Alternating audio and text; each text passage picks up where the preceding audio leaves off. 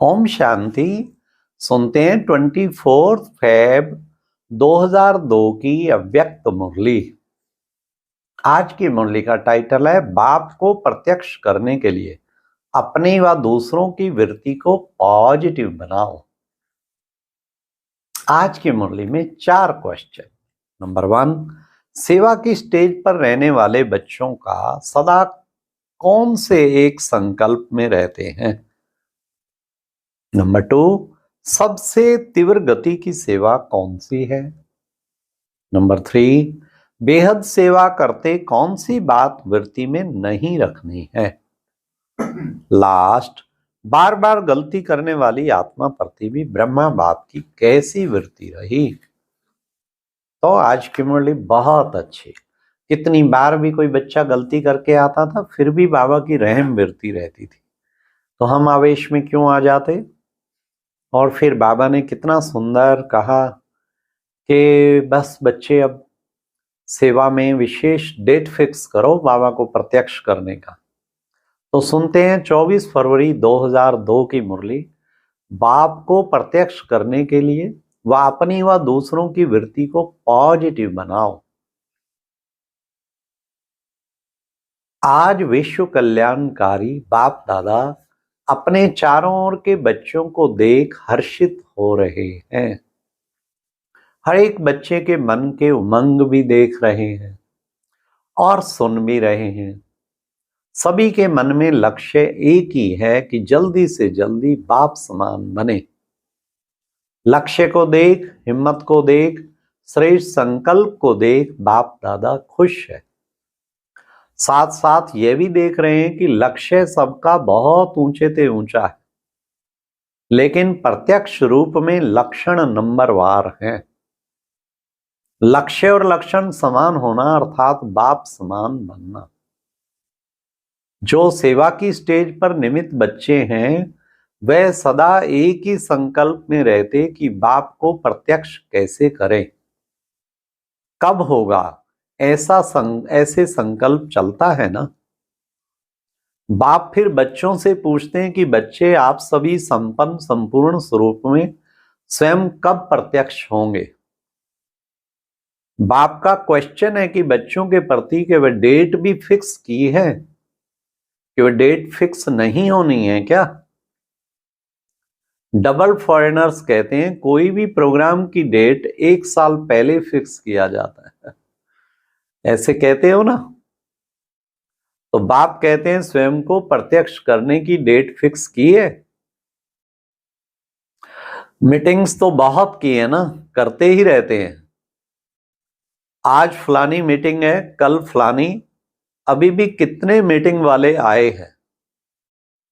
3 meeting वाले आज भी बैठे हैं, ये तो बहुत अच्छा। लेकिन इस मीटिंग की डेट कौन सी है। जो सोचें वही बोल हो, वही कर्म हो। संकल्प, बोल और कर्म तीनों श्रेष्ठ लक्ष्य प्रमाण हो। बाप दादा देखते हैं कि सर्व विश्व कल्याण के निमित्त बने हुए बच्चे सर्व आत्माओं के कल्याणकारी प्रत्यक्ष रूप में स्टेज पर कब आएंगे।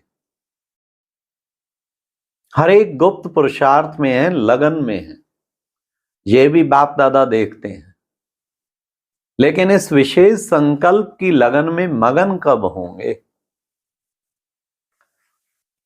लगन तो है, लेकिन निरंतर इस संकल्प को संपन्न करने में मगन रहना, अर्थात निरंतर इसी संकल्प को पूर्ण करने के प्रैक्टिकल स्वरूप में हो। अभी संकल्प और प्रत्यक्ष कर्म में अंतर है। होना तो है ही और करना भी बच्चों को है। बाप तो बैकबोन है ही। तो बाप दादा देख रहे थे कि सबसे तीव्र गति की सेवा है वृत्ति द्वारा वाइब्रेशन फैलाना। वृत्ति बहुत तीव्र रॉकेट से भी तेज है। वृत्ति द्वारा वायुमंडल को परिवर्तन कर सकते हो।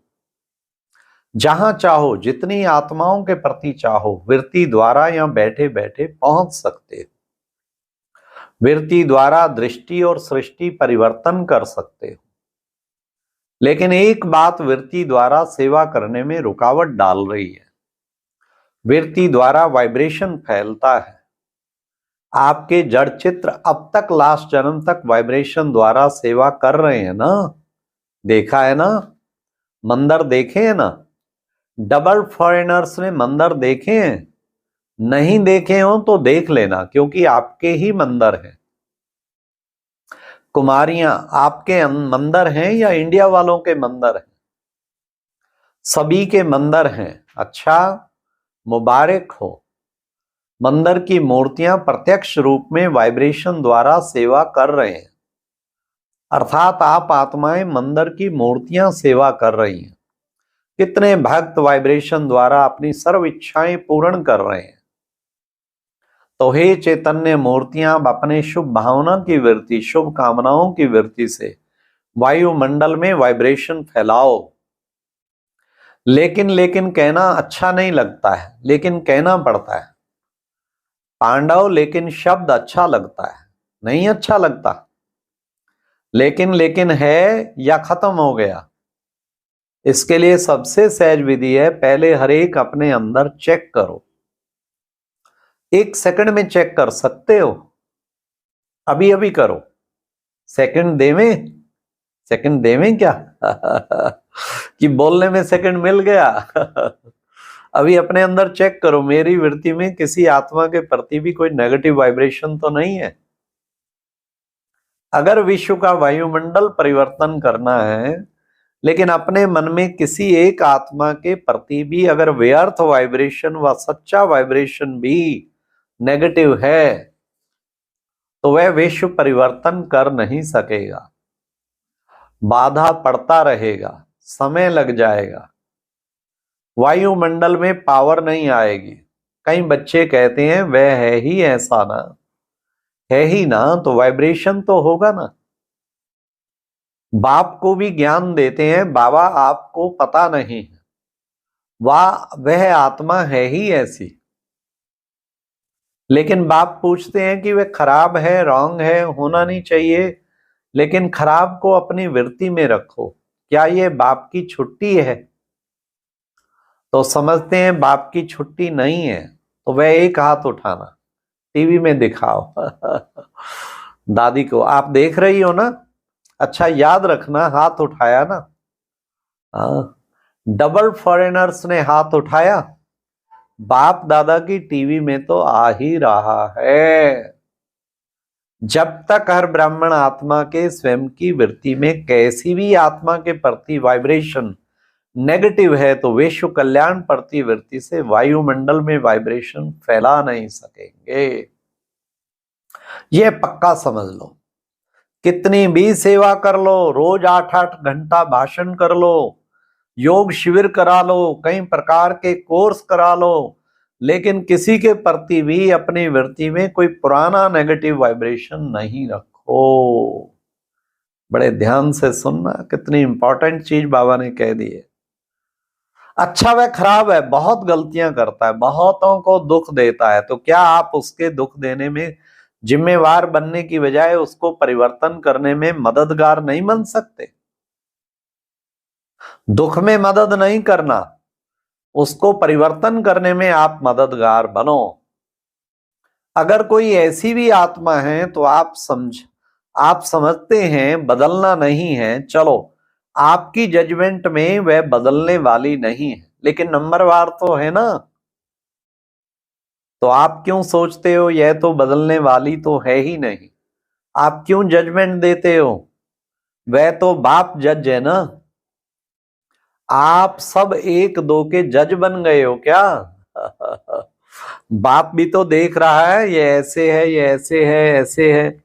ब्रह्मा बाप को प्रत्यक्ष में देखा, कैसी भी बार बार गलती करने वाली आत्मा रही, लेकिन बाप दादा विशेष साकार रूप में ब्रह्मा बाप ने सर्व बच्चों प्रति याद प्यार देते सर्व बच्चों को मीठे मीठे कहा। 2-4 कड़वे और बाकी मीठे, क्या ऐसे कहा? फिर भी ऐसी आत्माओं के प्रति भी सदा रहम दिल बने, क्षमा के सागर बने। लेकिन अच्छा, आपने अपनी वृत्ति में किसी के प्रति भी अगर नेगेटिव भाव रखा तो इससे आपको क्या फायदा है? अगर आपको इसमें फायदा है फिर भी भले रखो, फिर तो भले रखो, छुट्टी है। अगर फायदा नहीं है, परेशानी होती है, वह बात सामने आएगी। बाप दादा देखते हैं उस समय क्या होता है, उस समय उसको आईना दिखाना चाहिए। तो जिस बात में अपना कोई फायदा ही नहीं है, नॉलेजफुल बनना अलग चीज है। नॉलेज है ये रॉन्ग है, ये राइट है। नॉलेजफुल बनना रॉन्ग नहीं है, लेकिन वृत्ति में धारण करना ही रॉन्ग है, क्योंकि अपने में ही मूड ऑफ, व्यर्थ संकल्प, याद की पावर कम, नुकसान होता है। जब प्रकृति को भी आप पावन बनाने वाले हो तो यह तो आत्माएं हैं। वृत्ति, वाइब्रेशन, वायुमंडल तीनों का संबंध है। वृत्ति से वाइब्रेशन होता है और वाइब्रेशन से वायुमंडल बनता है, लेकिन मूल है वृत्ति। अगर आप समझते हो जल्दी जल्दी बाप की प्रत्यक्षता हो तो तीव्र गति का प्रयत्न है। सब अपनी वृत्ति को अपने लिए, दूसरों के लिए पॉजिटिव धारण करो।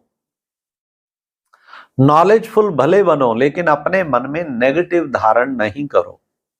नेगेटिव का अर्थ है किचड़ा। अभी अभी वृत्ति पावरफुल करो, वाइब्रेशन पावरफुल बनाओ, वायुमंडल पावरफुल बनाओ, क्योंकि सभी ने अनुभव कर लिया है वाणी से परिवर्तन, शिक्षा से परिवर्तन बहुत धीमी गति से होता है लेकिन बहुत धीमी गति से। अगर आप फास्ट गति चाहते हो तो नॉलेजफुल बन, क्षमा स्वरूप बन, रहम दिल बन, शुभ भावना, शुभ कामना द्वारा वायुमंडल को परिवर्तन करो। देखो, प्रत्यक्ष देखा है आप सबने, मधुबन में जो भी आते हैं सबसे ज्यादा प्रभाव किस बात का पड़ता है? वायुमंडल का। यहां भी चाहे सभी नंबरवार हैं, लेकिन ब्रह्मा बाप की कर्म भूमि है, बाप दादा की वरदान भूमि है, वे वायुमंडल परिवर्तन कर देता है। अनुभव है ना? तो वाइब्रेशन द्वारा वायुमंडल बनाना यह है तीव्र गति की तिल के छाप। वायुमंडल दिल में छप जाता है। सुनी हुई बातें भूल सकती हैं, लेकिन वायुमंडल का दिल पर छाप लग जाता है, वह भूल नहीं सकता। ऐसे है ना? तो बाप दादा सुनते रहते हैं, प्रत्यक्षता कब होगी? आपस में रोरवान तो अच्छी करते हैं, अच्छा है।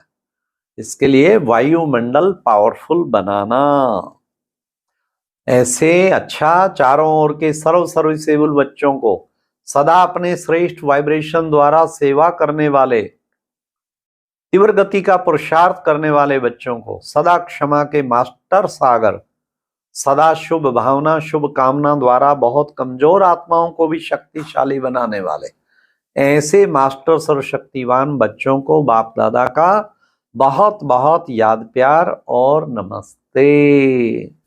और अभी एक बहुत अच्छी वीडियो देखने के लिए ऊपर दिए गए बॉक्स पर क्लिक करें।